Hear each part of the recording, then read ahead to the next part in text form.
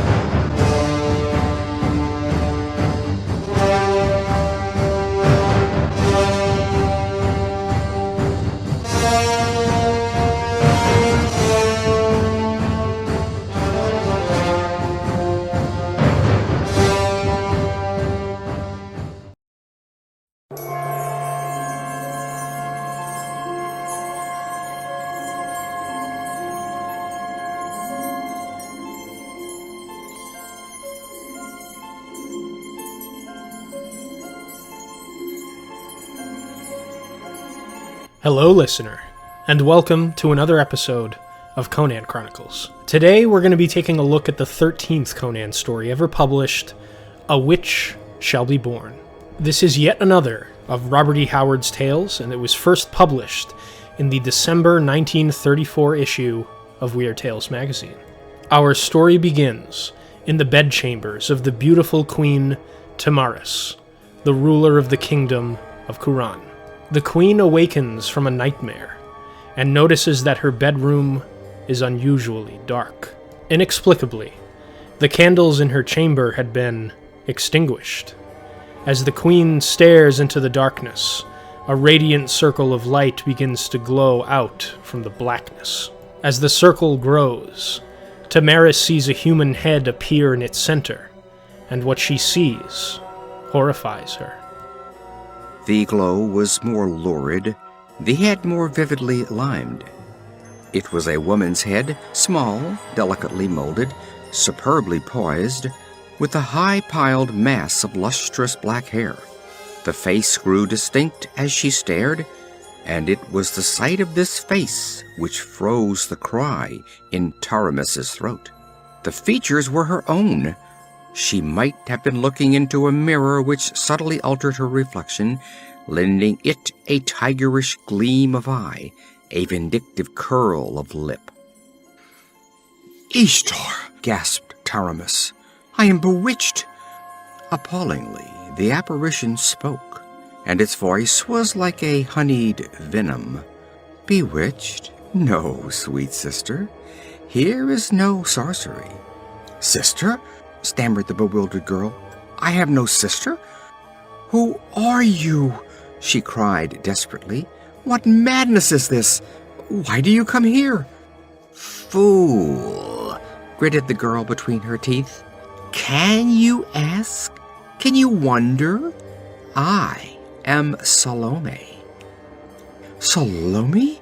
Taramis breathed the word, and the hairs prickled on her scalp as she realized the incredible, numbing truth of the statement. "I thought you died within the hour of your birth," she said feebly. "So thought many," answered the woman who called herself Salome. Salome laughed fiercely and slapped her bosom. The low-necked tunic left the upper parts of her firm breasts bare, and between them there shone a curious mark, a crescent red as blood. "The mark of the witch!" cried Taramis, recoiling. Aye, Salome's laughter was dagger-edged with hate. The curse of the kings of Kuran. The first queen of our line had traffic with a fiend of darkness, and bore him a daughter who lives in foul legendry to this day. And thereafter in each century a girl baby was born into the Oscuran dynasty, with a scarlet half-moon between her breasts that signify her destiny. Every century a witch shall be born. So ran the ancient curse, and so it has come to pass. Some were slain at birth, as they sought to slay me. Some walked the earth as witches, proud daughters of Kuran, with the moon of hell burning upon their ivory bosoms. Each was named Salome. I, too, am Salome. They carried me into the desert, far from the city, and laid me naked on the hot sand under the flaming sun. And then they rode away and left me for the jackals and the vultures and the desert wolves. The hours passed and the sun slashed down like the molten flames of hell, but I did not die.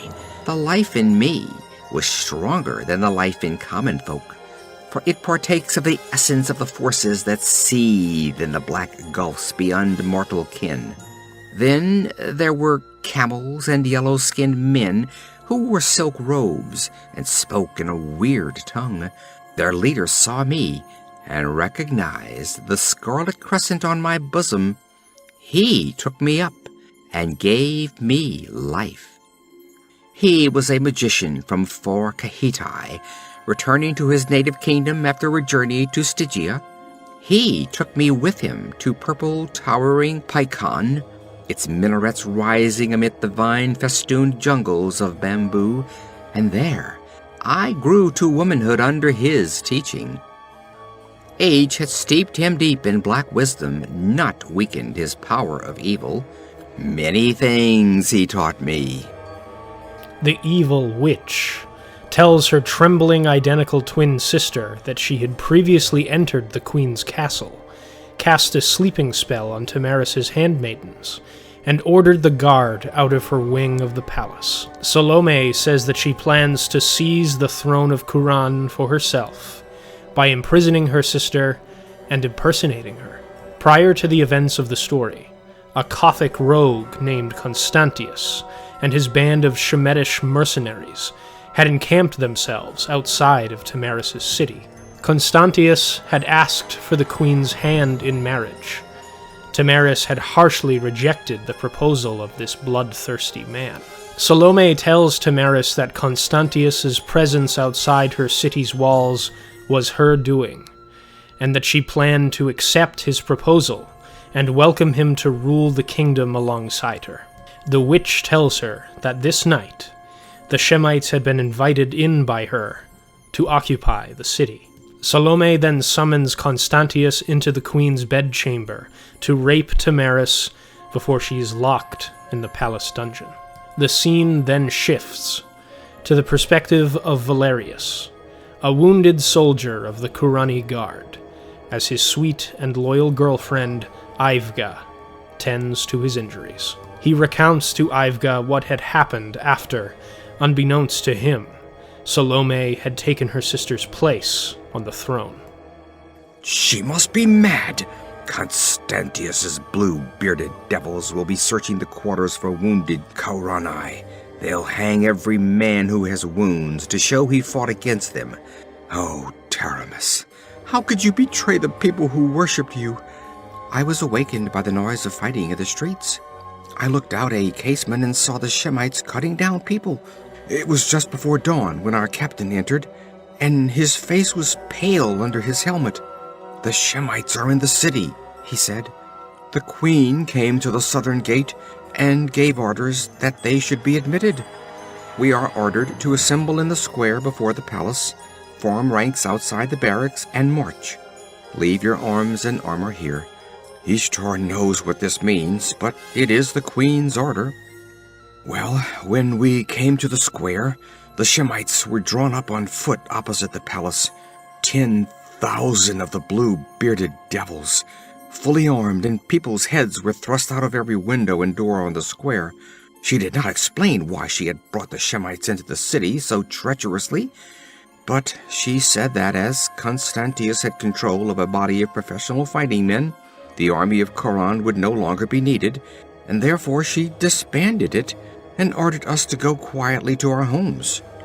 But when the palace guard was ordered to disarm likewise and disband, the captain of the guard, Conan, interrupted. Men said he was off duty the night before and drunk, but he was wide awake now. He shouted to the guardsmen to stand as they were until they received an order from him, and such is his dominance of his men that they obeyed in spite of the queen. He strode up to the palace steps and glared at Tamaris, and then he roared, "This is not the queen! This isn't Tamaris! It's some devil in masquerade!" Then hell was to pay. I don't know just what happened. I think a Shemite struck Conan, and Conan killed him. The next instant, the square was a battleground. I never saw a man fight as Conan fought. He put his back to the courtyard wall, and before they overpowered him, the dead men were strewn in heaps thigh-deep about him. But at last they dragged him down, 100 against 1. When I saw him fall, I dragged myself away, feeling as if the world had burst under my very fingers. The story then changes to the perspective of Conan, the captured captain of the royal guard, as he's dragged out into the desert by the sinister Constantius. The villainous Kothian had decided to make an example of the rebellious Cimmerian by crucifying him, and leaving him to be eaten alive by a pack of waiting vultures. Conan stared at that expanse of empty waste shimmering taunily in the late sunlight as a trapped hawk stares at the open sky. A revulsion shook him when he glanced at the gleaming towers of Kuran. The city had betrayed him, trapped him into circumstances that left him hanging to a wooden cross like a hare nailed to a tree. A lust for vengeance swept away the thought. Curses ebbed fitfully from the man's lips.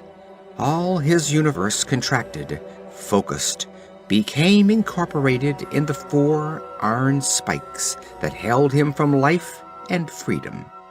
His great muscles quivered, knotting like iron cables. With the sweat starting out of his graying skin, he sought to gain leverage to tear the nails from the wood. It was useless. They had been driven deep. Then he tried to tear his hands off the spikes, and it was not the knifing, abysmal agony that finally caused him to cease his efforts, but the futility of it.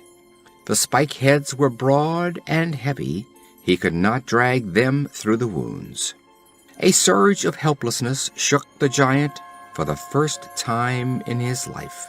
He hung motionless, his head resting on his breast, shutting his eyes against the aching glare of the sun. The sun sank, a lurid ball in a fiery sea of blood. A beat of wings caused him to look. Lifting his head, he watched with the burning glare of a wolf, the shadows wheeling above him. Conan drew his head back as far as he could, waiting with terrible patience. The vulture swept in with a swift roar of wings. Its beak flashed down, ripping the skin on Conan's chin as he jerked his head aside. Then, before the bird could flash away, Conan's head lunged forward on his mighty neck muscles, and his teeth, snapping like those of a wolf, locked on the bare, wattled neck. Instantly, the vulture exploded into squawking, flapping hysteria. Its thrashing wings blinded the man, and its talons ripped his chest. But grimly, he hung on, the muscles starting out in lumps on his jaws, and the scavenger's neck bones crunched between those powerful teeth. With a spasmodic flutter, the bird hung, limp.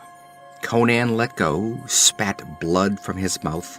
The other vultures, terrified by the fate of their companion, were in full flight to a distant tree, where they perched like black demons in conclave. Ferocious triumph surged through Conan's numbed brain. Life beat strongly and savagely through his veins. He could still deal death. He still lived.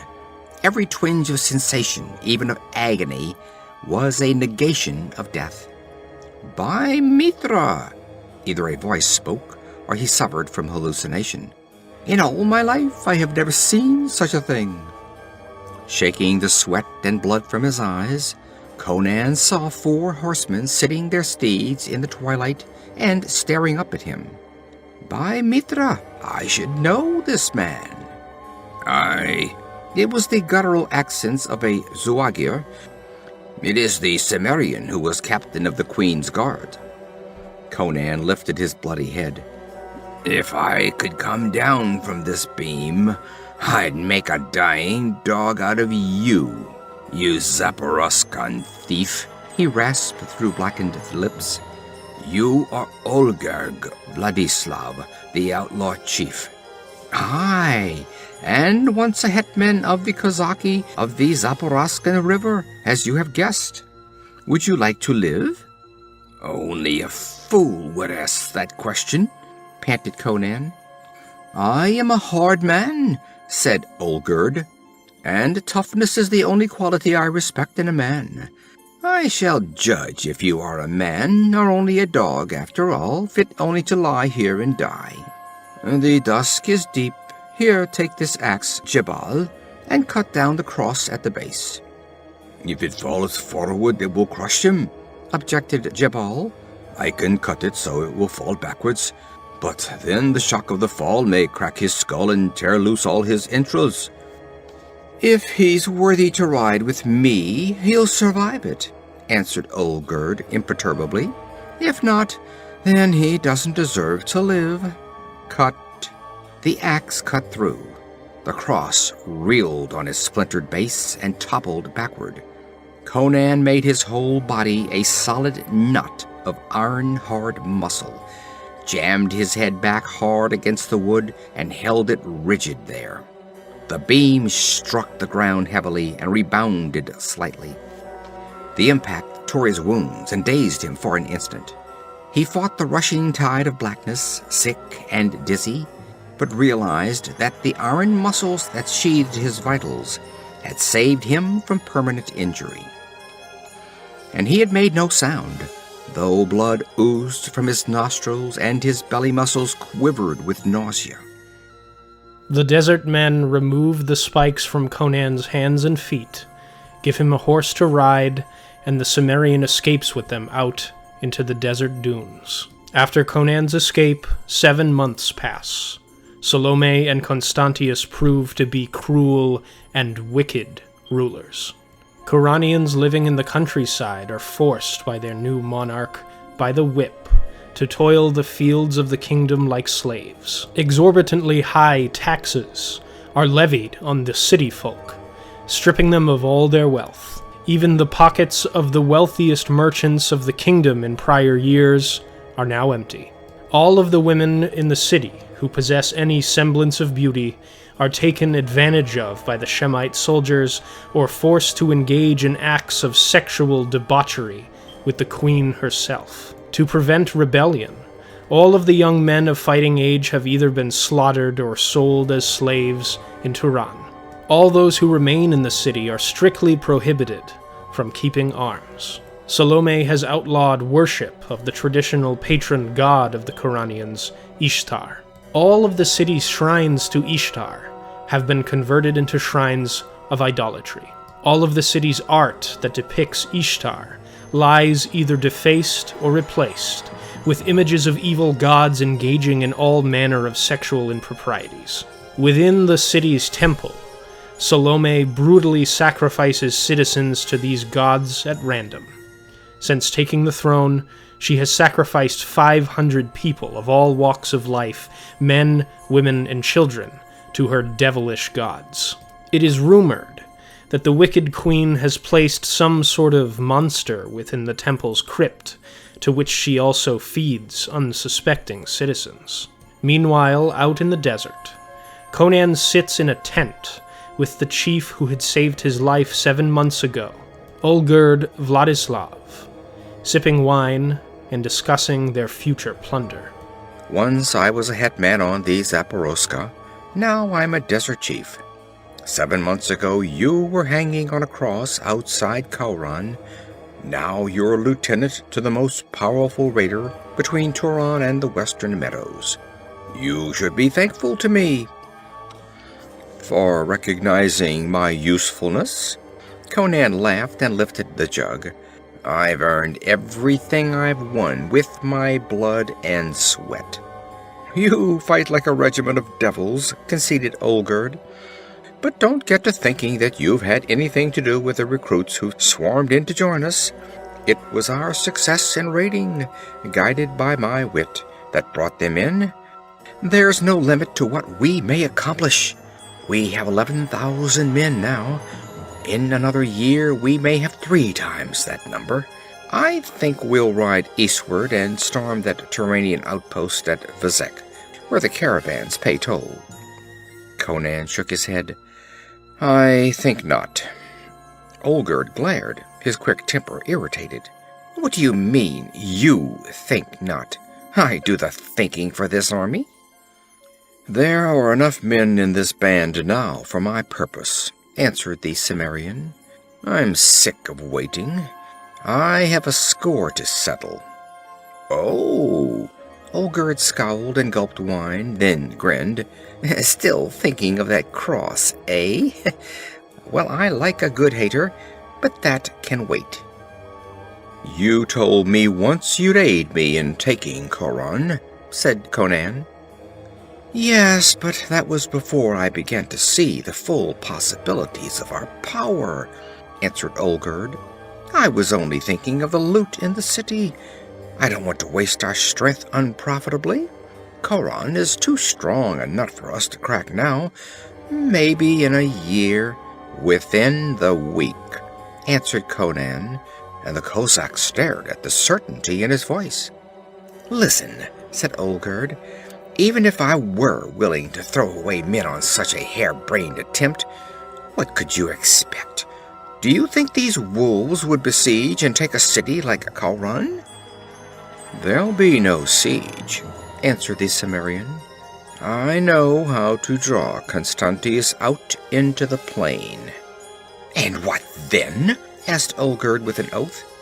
"In the arrow play, our horsemen would have the worst of it, for the armor of the Ashuri is the better, and when it came to sword strokes, their close-marshaled ranks of trained swordsmen would cleave through our loose lines and scatter our men like chaff before the wind." "Not if there were 3,000 desperate Hyborian horsemen fighting in a solid wedge, such as I could teach them," answered Conan. "And where would you secure 3,000 Hyborians?" asked Olgerd with vast sarcasm. "Will you conjure them out of the air?" "I have them," answered the Cimmerian imperturbably. 3,000 men of Kuran camp at the oasis of Akrel awaiting my orders." "What?" Olgerd glared like a startled wolf. "Aye, men who had fled from the tyranny of Constantius. Most of them have been living the lives of outlaws in the deserts east of Kuran, and are gaunt and hard and desperate as man-eating tigers. They were broken up into small bands. All they needed was a leader. They believed the word I sent them by my riders, and assembled at the oasis and put themselves at my disposal." "All this without my knowledge?" A feral light began to gleam in Olgerd's eye. "It was I they wished to follow, not you." "You fool!" whispered Olgerd. "Do you deem yourself chief already?" "I'll have you torn between 4 palm trees," said the Kozak calmly. "Call them in and bid them do it," challenged Conan. "See if they obey you." Baring his teeth in a snarl, Olgerd lifted his hand, then paused. There was something about the confidence in the Cimmerian's dark face that shook him. His eyes began to burn like those of a wolf. "You scum of the western hills," he muttered. "Have you dared seek to undermine my power?" "I didn't have to," answered Conan. "You lied when you said that I had nothing to do with bringing in the new recruits. I had everything to do with it. They took your orders, but they fought for me. There is not room for two chiefs of the Zuagirs. They know I am the stronger man. I understand them better than you, and they me, because I am a barbarian too." In Olgird's eyes grew a recognition of defeat. In his red dreams of empire, he had missed what was going on about him. The giant black mailed figure before him was the real chief of the Zuagirs. "I give you life, Olgird, as you gave it to me," said Conan tranquilly. "Though it was for your own ends that you took me down from the cross. It was a bitter test you gave me then. You couldn't have endured it. Neither could anyone but a Western barbarian. Take your horse and go. It's tied behind the tent, and food and water are in the saddlebags. None will see you going, but go quickly. There's no room for a fallen chief on the desert. If the warriors see you, maimed and deposed, they'll never let you leave the camp alive." Olgird did not reply. Slowly, without a word, he turned and stalked across the tent through the flapped opening. Inside the tent, Conan emptied the wine jug and smacked his lips with relish. With his silent coup successful, Conan strides out into the camp and tells his band of warriors that they must prepare for battle. We then shift back to the city, where a group of young men, including the guardsman named Valerius that we met earlier, plans to rescue the true queen Tamaris from the palace dungeon. One of the people amongst these men had been playing the role of a deaf beggar in the city for months. Recently, he had witnessed Salome and her minions going into the dungeon to torture the queen. This man playing deaf had heard Salome speak with Tamaris, and ran through the night to gather a band of those loyal to her majesty. The loyalists are aware that Conan is planning to invade the city with his desert raiders, and they plan to rescue the queen while his invasion is happening. Meanwhile, Constantius and Salome plot to head off Conan's invasion by advancing to meet him in the desert, far from the city's walls. Constantius tells his queen that his Shemite scouts had seen catapults, rams, ballistas, and mangonels, siege weapons fit for conquest, being wheeled by ox toward the city. Conan had adequately planned for this invasion, as evident by the tools of warfare at his disposal. His plan was to conquer the city and end their reign of terror. Salome tells her lover to bring back enough raider hides to make a dress of human skin for her, and Constantius rides with his Shemites out into the desert. Salome watches the battle unfold via a crystal ball from the palace. She contacts one of her minions on the battlefield, and he tells the witch that the battle is lost and doom is upon them. Conan had hid 3,000 Hyborian horsemen, who rode in on Constantius's flank, ranking their forces asunder and destroying the Shemite army. At this point, he tells Salome that Conan's conquest of the city is imminent. In the face of defeat, the witch thinks to herself that even if she is deposed by the barbarian, she must deny her sister a return to the throne, and rushes down towards the palace dungeon.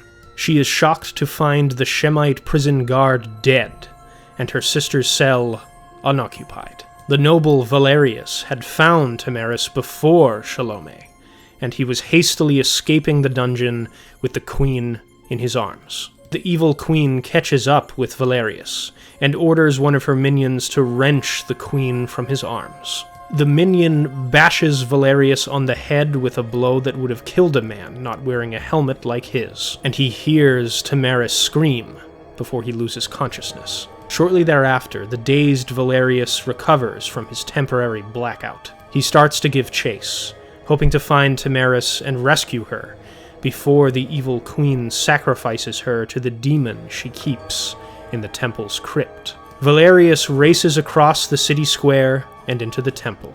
The desperate warrior cuts through Salome's guards and rushes towards the wicked queen as she raises her sacrificial dagger high above her head, about to plunge it through Tamaris' heart. With a fierce cry, Valerius drives his sword through Salome's breast. The witch writhes in pain and collapses on the floor, still clinging to life somehow. Valerius doesn't wait to see whether the witch will continue clinging to life. He scoops up Tamaris in his arms once again and runs out of the temple.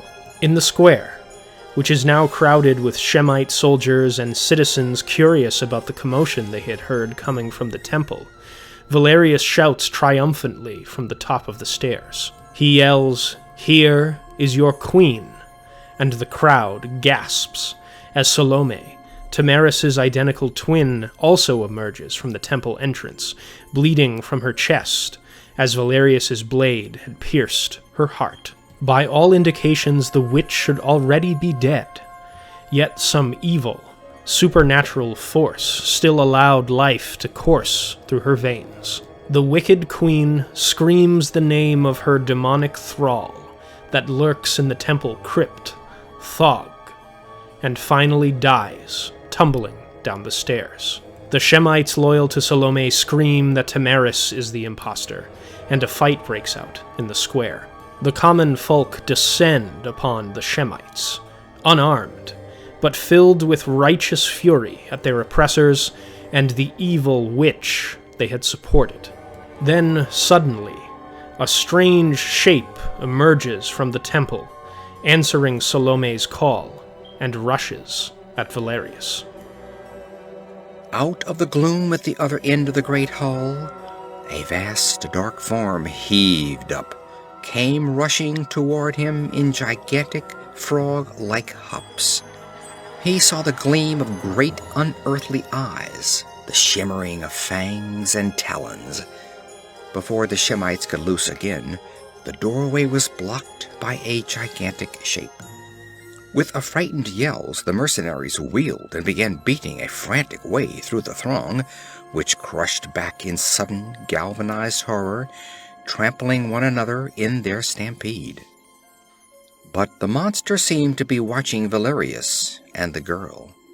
Squeezing its vast, unstable bulk through the door, it bounded toward him as he ran down the steps. He felt it looming behind him, a giant, shadowy thing, like a travesty of nature cut out of the heart of night, a black shapelessness in which only the staring eyes and gleaming fangs were distinct. Then, just as the demon is about to consume the rest of the people in the square, Kuranians and Shemites alike, a thunder of hooves roars into the city. It is Conan and his army of rogues from the desert. Conan roars at his archers to open fire on the creature. The raiders blacken the sky with their arrows, which plunge into the demon's body and kill it. Conan quickly dismounts and cradles the true Queen of Kuran in his arms, and tells her that the throne is hers once again. Tamaris tries to persuade Conan to remain in Kuran, as both the captain of the royal guard and her personal counselor on political and military matters. However, Conan respectfully refuses the queen's request and says that his destiny lies with the desert raiders, who he must lead to conquest and riches. The story ends with Valerius and Ivga sharing a kiss as they celebrate the return of kind and steady leadership to Kuran. If these first two stories in this late period of Howard Conan tales are any indication, this is likely going to be my favorite period of Howard's work with Conan. A Witch Shall Be Born has already dethroned The People of the Black Circle as my favorite Conan story thus far. This story isn't quite as epic and sprawling a tale as The People of the Black Circle, but I found the subject matter and the historical things that Howard pulls from a little bit more interesting in this one. That has quite a bit to do with who I am as an individual person, but I suppose it can be difficult to escape your own personal biases in choosing which sorts of stories speak to you.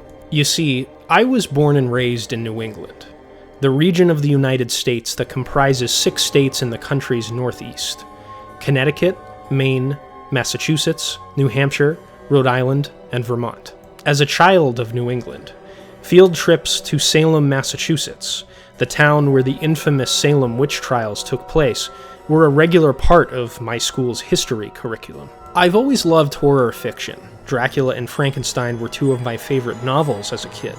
So, visiting the place where witches supposedly wielded dark magic in the name of Satan and were hanged for their crimes always spooked and fascinated me. The Salem witch trials are the most famous mass hysteria event in the history of colonial New England. And, honestly, that's saying quite a lot given the history of this place. People possessed with genuine religious fervor, who made the treacherous journey across the Atlantic to the New World to settle on a continent completely alien to them, were, somewhat understandably, extremely prone to fits of hysteria. The first women thought to be bewitched in Salem were 2 girls aged 9 and 11 respectively. These girls were named Betty Paris and Abigail Williams, the daughter and niece of a reverend who lived in the town. According to eyewitness accounts of the day, these girls experienced extreme, unexplained fits in which they had epileptic-like seizures, they screamed, destroyed rooms, crawled under furniture, contorted their bodies into unnatural positions, and made strange, guttural noises. During the fits, the girls complained that they felt as if they were being pinched and pricked with pin needles. When no doctor in the town could identify a physical ailment with the limited medical knowledge of the 1600s, the logical conclusion to these people was that the girls were victims of witchcraft. After the diagnosis of bewitchment, the strange symptoms seemed to spread throughout the town to other young women, and a mass persecution trying to find the perpetrators ensued. Women, and even some men, ranging in age from preteens to middle age, were accused of bewitching these girls, and they were often people of the lower social classes in colonial Salem society. Some sources I saw in preparation for this episode said that around 150 people were accused, and some said over 200 people were accused. So I suppose the historical record differs to some degree, but it's safe to say that between 150 and 200 people were accused and tried for the crime of bewitching these people. 30 of the people accused were convicted of witchcraft during this time and sentenced to death. 19 of the people who were convicted were executed by hanging, and others were executed via a variety of other gruesome means, such as pressing, for example. This is a method of execution involving the placement of extremely heavy objects on someone until they're crushed to death. During the official legal proceedings to convict accused witches, one of the primary methods of identifying a true accusation from a false one to these people was the inspection of the woman's body for something called a witch's mark. A witch's mark was widely believed in English society to be a permanent mark made on a witch's body by Satan that indicates the witch's obedience and service to the devil. Depending on the time in history, this mark was thought to be created by the devil clawing at the witch's flesh, a brand pressed into them by a hot iron, or the devil licking the witch's skin. A particular variant of the witch's mark was thought to be something called the witch's teat. It was widely believed at the time to be the method by which witches nursed the devil and the children that they bore for him. These people thought that, at night, the devil would visit his faithful witch servants in their beds. The devil would then suckle on the woman's witch's mark, a supernatural third breast of sorts, and sometimes impregnate the witch with an imp, familiar, or demon that the witch would birth and use as a servant. If a woman accused of witchcraft had a mole, skin take, extra nipple, or sensitive patches of skin, these defects were assumed to be a devil's mark and/or a witch's teat, and indicative of her guilt. In A Witch Shall Be Born, Howard borrows from this aspect of English witch mythology. Like the supposed witches of colonial New England, Salome is the child of a curse, where the first queen in her royal bloodline slept with a demon and bore him a child. This child, and every subsequent witch born every century into this family's bloodline, is marked by a witch's mark, a red crescent moon that appears to be branded between Salome's breasts, as if she has a witch's teat. Salome even has her own familiar that she keeps in the temple crypt and feeds the townsfolk to. The story doesn't confirm whether the familiar nurses on her witch's mark as well, but I wouldn't be surprised. Witches were also thought to regularly engage in human sacrifice for the devil, including small children, which we see Salome engage in here, and acts of extreme sexual promiscuity, at the time called sexual debauchery. Lesbianism, sadomasochism, and orgies with many people were associated with witches, which we also see Salome engage in here, when she uses her regal power to force all of the beautiful women of Kuran to engage in sadomasochistic orgies with her. I was really impressed by the faithfulness by which Howard incorporates witchcraft into this story. It's one of the main reasons why I loved it so much. Salome herself is also an interesting villain here, in addition to being steeped in actual witchcraft lore and her cackling wickedness. I also think that she's a great villain in this story because while I don't obviously condone the evil actions that she takes throughout the course of the story, I can understand why she's so jaded, bitter, and wicked. Salome is a woman that was written off by her family as an infant. She was abandoned in the desert, left to be eaten by jackals and wolves. This woman had no opportunity to forge her own destiny. She was a cursed child from birth, and even her surrogate father, the Kitani warlock who discovered this infant in the desert, had no interest in her other than forging her into an instrument of evil. From her first day on this planet, Salome was told she's nothing more than an abomination of nature, destined to wreak havoc on the world. One can see how this sort of destiny being imposed on her by no choice of her own would make her have a very cynical outlook on the world. Combine that with an unhealthy dose of jealousy aimed at her identical twin sister that was granted the freedom, power, and privilege that was denied to her. It's sort of tragically understandable why she feels like the world that denied her a normal life must share in her pain. This sort of genuine and realistic exploration of motivation for villains is what makes even the most gleefully evil villains transcend the archetype of stock mustache-twirly person, like cartoon Cobra Commander or Skeletor. Creating a realistic or even sympathetic motivation for a villain that led their life down a darker path than the protagonists of the story is what makes them interesting. It's why characters like Darth Vader, Heath Ledger's version of the Joker, and Norman Bates are iconic villains of cinema beyond looking cool or the actor's performance being amazing. The films that those characters are featured in explore the nuance of their characters. The Joker, in The Dark Knight, is driven mad by the internal contradictions of American society, and comes to see the whole thing as a joke that has long overstayed its welcome. His motivation in that film is to show everyone else what his perspective is, and what's chilling about it is he has some good points.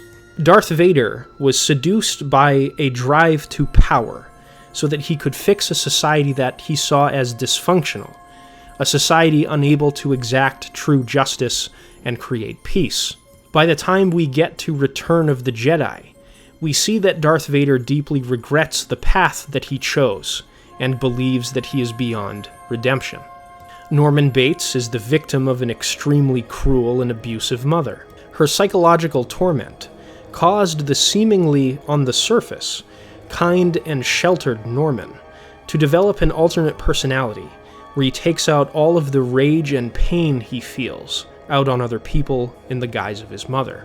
Giving a villain a motivation that has basis in real human emotion and experience is what makes them compelling. I think Howard does that with Salome here to pretty great effect. I would rank her amongst the best Conan villains because of the real historical witch lore that Howard brings to the story, and her interesting backstory that makes her villainy Still horrifying, but also understandable.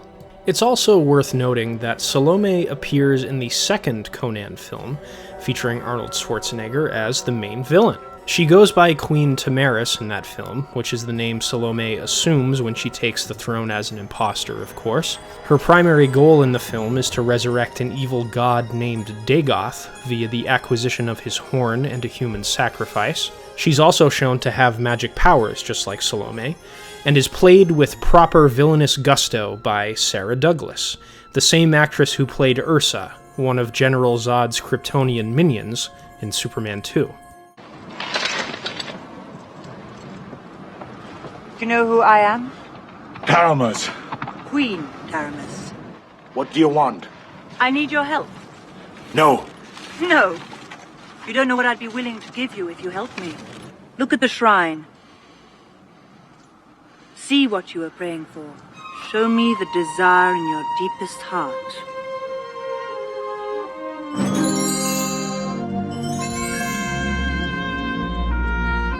Valeria. Where is this Valeria? With Crom. Your god. She sits by the side of my god. What I want, you cannot give me. Yes, I can. You can bring back the dead? Do as I ask of you, and I will. Wake.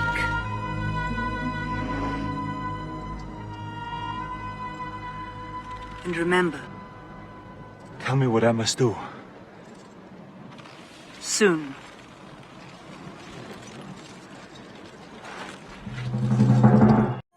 This story also does some great stuff with Conan as a character, by displaying the qualities that will make the barbarian an astute political actor when he eventually conquers the bloody crown of Aquilonia later in his life. Conan successfully conducts a silent coup in this story, removing Vladislav from power by whittling away at the warlord's power base in secret.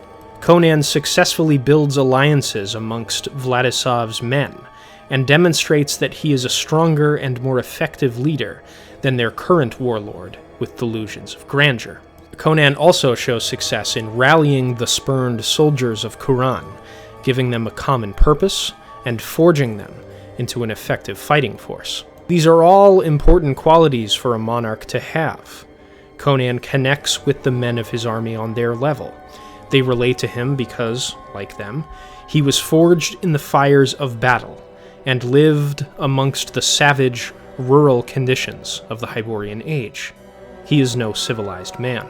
It's easy to see how a man astute enough to remove a competitor from power without the need to use force would eventually sit on the throne of a kingdom. This story shows Conan's political astuteness and cunning in a way that many of the other stories don't really touch on as much, and I liked that quite a bit. This one also contains one of the most striking scenes in any Conan story I've read, which is the scene where Conan is crucified. This scene continues the story's use of Christian lore and iconography, similar to the witch lore used to flesh out Salome's backstory. The crucifixion of Jesus Christ is, of course, one of the most widely known events and symbols of Christianity worldwide, and having Conan experience this method of execution is gruesome and effective from a storytelling standpoint here. I included the section where Howard describes Conan's crucifixion in the retelling of the story section of this video, because I thought it was best described by Howard himself. I would have been doing a disservice to this story by not including it as written. Howard recounts exactly how gruesome this method of execution is. I was raised Catholic, so the details of this method of execution were sort of drilled into my head from an early age. But for those who don't know, crucifixion involves stakes being driven through the hands and feet of the victim, who hangs on a wooden cross until their body dies of blood loss, exhaustion, and lack of water. It tortures the victim and places them in a completely helpless position as they die. While Jesus Christ was crucified by the Roman state, as detailed in the New Testament, crucifixion was a common practice in many of the other mighty empires of the ancient world that rose to prominence before Rome as well. The Persians, Carthaginians, and the Macedonians, the Greek lands from which Alexander the Great hailed, were known to use crucifixion as a method of capital punishment. This practice was almost universally reserved for the most heinous criminals in the societies where it was used. Rebellious slaves, pirates, and enemies of the state were common victims of crucifixion. In the ancient world, crucifixion was designed and believed to be the most painful and humiliating death sentence that the state could impose. In keeping with other methods of capital punishment, crucifixion was meant to be a gruesome public spectacle. Those sentenced to crucifixion were placed on display for the rest of society to see, as a method of deterring anyone else from committing a similar crime. This is the reason why Jesus was crucified by the Romans. According to the Gospels, the local Jewish religious leaders in Judea, then a province of the Roman Empire, sought to execute Jesus for spreading what they considered to be blasphemy to the orthodoxies of the Jewish religion. Many were not comfortable with this man claiming to be the Son of God, amongst other teachings that the Jewish clergy allied with the Roman state considered to be heresy. Jesus was arrested on charges of sedition, or encouraging Jews to rebel against the Roman state, due to claiming publicly that he was the King of the Jews as the Son of God. Jesus was brought before the Roman governor of Judea, a man named Pontius Pilate, and a trial took place. At the conclusion of the trial, Jesus was convicted of sedition, one of the most heinous crimes against the Roman state, and was sentenced to death by crucifixion. His death by crucifixion was meant to serve as an act of deterrence against further movements towards Jewish independence from the Roman Empire, and the further spread of the Christian religion. Of course, this act had quite the opposite effect, and Jesus became a martyr to his followers and many other people. This attempt to torture and publicly humiliate Jesus, the prophet of Christianity, served to eventually ensure the religion spread to the rest of the Roman world. Today, Christianity is the largest religion in the world. Conan, too, is crucified because he becomes an enemy of the Kuranian state. He correctly identifies Salome as a mere impostor of Tamaris and attempts to rebel against her. After he's overwhelmed, he's crucified in the desert, and for the first time in his life, he feels a sense of hopelessness when he's unable to unpin his limbs from the cross. However, Conan's savage strength and will are what keeps him alive, qualities which, according to the Sumerian, only exist in the wild, untamed spirit of a barbarian. When Conan doesn't die on the cross, he uses his act of rebellion and survival as a rallying cry for the men under his command. Like Jesus, Conan's defiance of this act of torture and humiliation becomes a symbol for the Kuranians who wish to retake their kingdom from the evil Witch Queen. These scenes are powerful, and definitely one of the highlights of the story for me. This scene is also considered to be one of the most iconic of the Howard Conan stories amongst Conan fans, and I think deservedly so. It was so iconic, in fact, that a scene very similar to the one in this story made it into the 1982 Conan the Barbarian movie. In the film, Conan is captured by Thulsa Doom after attempting to infiltrate his remote temple, high up on the Mountain of Power, as it's called. Thulsa Doom tells Conan what he believes is the answer to the god Crom's riddle of steel, the question that Crom's worshippers must answer correctly to enter the afterlife, and tells him to contemplate what he tells him on the Tree of Woe. Thulsa Doom then orders Conan to be crucified on the tree. Like the scene from A Witch Shall Be Born, Conan almost dies before he's rescued in the desert. During this time crucified on the tree, Conan has to fight off a swarm of vultures who attempt to eat him by killing one of them with nothing but his teeth, just like in this story. In the film, his companion Subutai comes to rescue him, and Arnold belts out his best and most iconic movie laugh, in my humble opinion, upon seeing him in a state of delirium.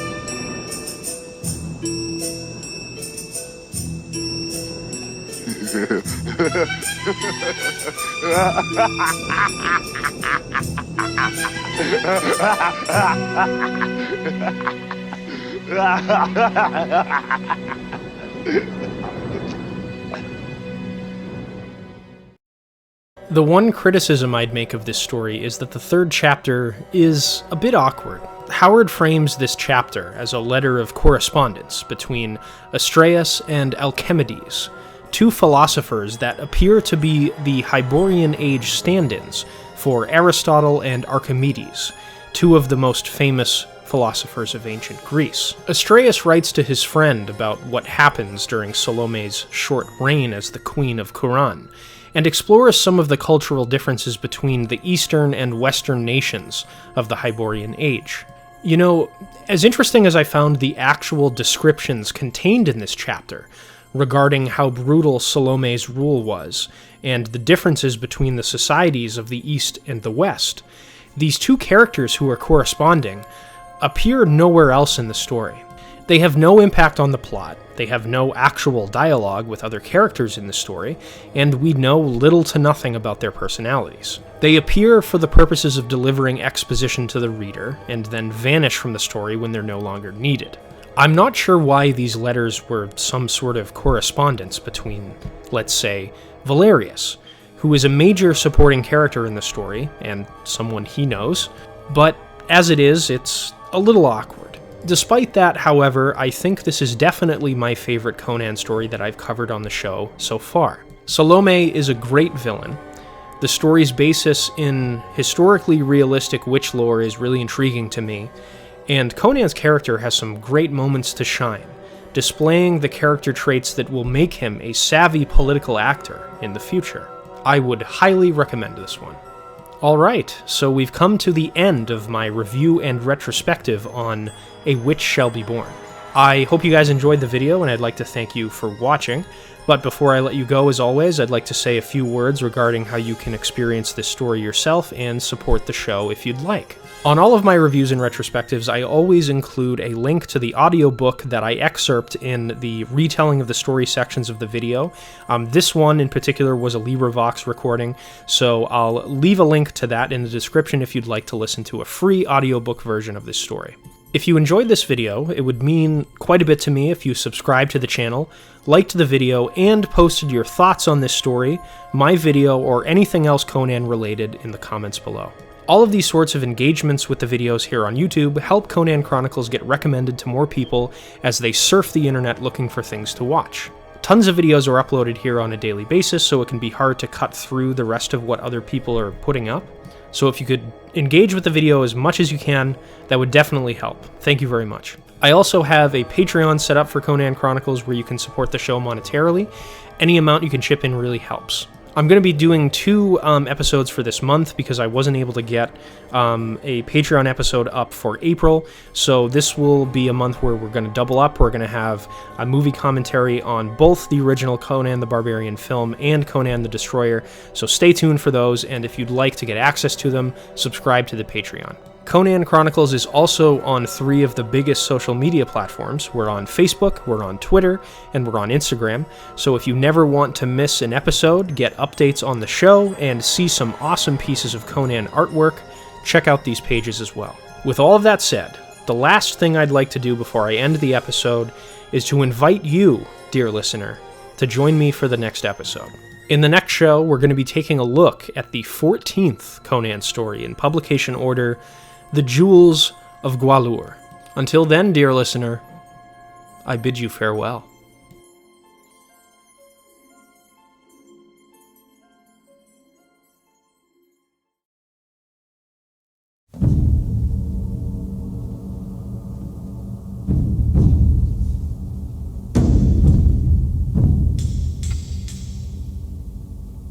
Then came a sudden thunder of hoofs.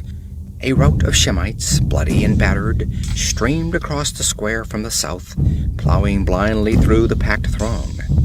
Behind them swept a horde of horsemen, yelling in a familiar tongue, waving red swords. The exiles returned. With them rode 50 black-bearded desert riders, and at their head a giant figure in black mail. "Conan!" shrieked Valerius. "Conan!"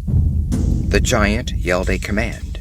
Without checking their headlong pace, the desert men lifted their bows, drew, and loosed.